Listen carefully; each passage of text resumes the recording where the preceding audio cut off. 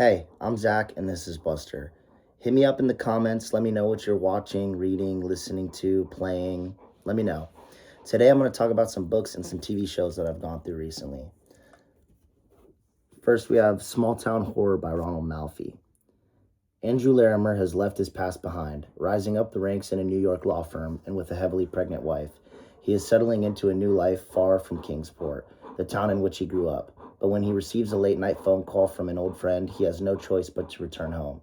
Coming home means returning to his late father's house, which has seen better days. It means lying to his wife, but it also means reuniting with his old friends.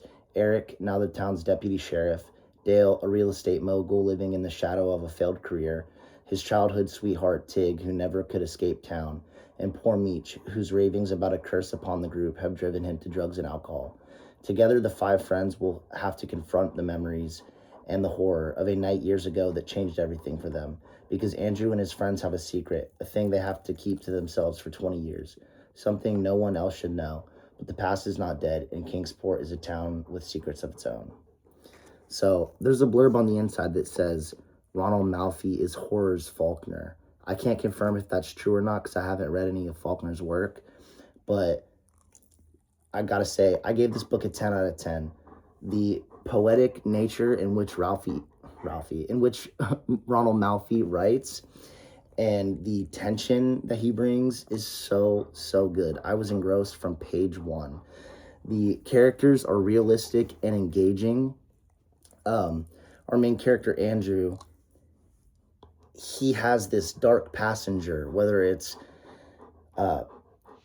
supernatural, a ghost, or whether it's his own, psychological thoughts. He's going crazy in his head. He feels like he's being haunted by something. And he has a baby on the way, and he feels like this darkness is attached to his kid.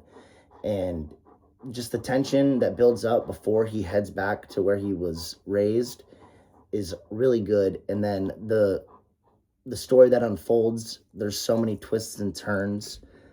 There's some major reveals that I did not predict. There's lots of odes to great works in the past. My favorite being Andrew hears like a Telltale Heart-esque sound from his basement, and that's like a reoccurring thing. It is very, very interesting. This book is so rich with foreshadowing that unearthed itself in really interesting ways. There's so many twists and turns, like I said. The lighthouse on the front cover, it's not just art, it's not just a building that's in the town. It's like the Eye of Sauron. It is almost a character in the book. It is so interesting the way it's used. The finale really brought everything together, put a neat little bow. One of the best plot twists that I've ever read. This is definitely a 10 out of 10 all-time book for me. I'm halfway through The Fallen Star by Claudia Gray. This is the third book in the High Republic series. I loved the first two books. I gave them an 8 and an 8.9, but I gotta say, this book is really dragging its feet. It is just not moving the plot forward very much. It's tedium, it's monotonous, but it's definitely building towards something. But just the way that this book is written, this is a series that has multiple authors, and this book, so far from the first three, this one's written not the best. My next read will be Patient Zero by Jonathan Mayberry. This comes highly praised from John from Talking Story. I'm very excited to get into this.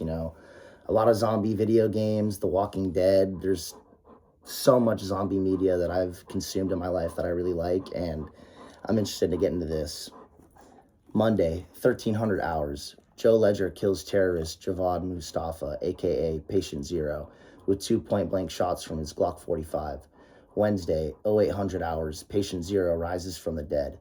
When you have to kill the same terrorist twice in 1 week, there's either something wrong with you, there's either something wrong with your world or something wrong with your skills.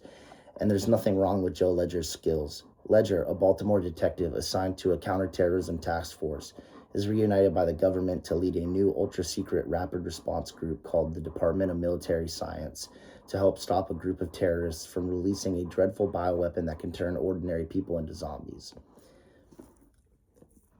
Sounds fun to me. So there's been a lot of great TV over the past month. The Pit season 2 just ended. It's a medical drama. It's so realistic. The acting is superb. I mean, I cried my eyes out to the finale. I definitely recommend that show. One Piece, the manga and the anime, is popping off. I love that series so much. If you're caught up, hit me up. It's so much fun. Maul Shadow Lord. That show just ended. That is peak Star Wars. Please watch Maul Shadow Lord. The Boys' final season. I mean, that show, I'm ready for it to wrap up. I love it, but it's got its ups and downs. The season's been pretty fun so far, though. Daredevil Born Again. Season 2 was so good. The finale, I just watched it last night. I'm so ready for the Punisher show. That's all I gotta say. Or the movie, whatever it is. All right, there's a new anime called Witch Hat Atelier. It is so beautiful.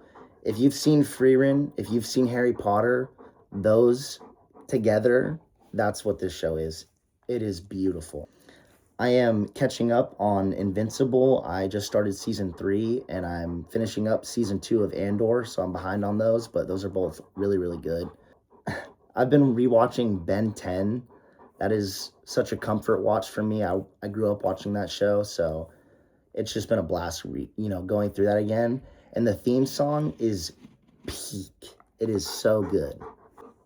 Playoff hockey, playoff basketball, the WNBA is right around the corner. It is such a good time to be alive. All right. I think that's everything, guys. If you enjoyed this video, hit like, hit me up in the comments. Thanks for watching.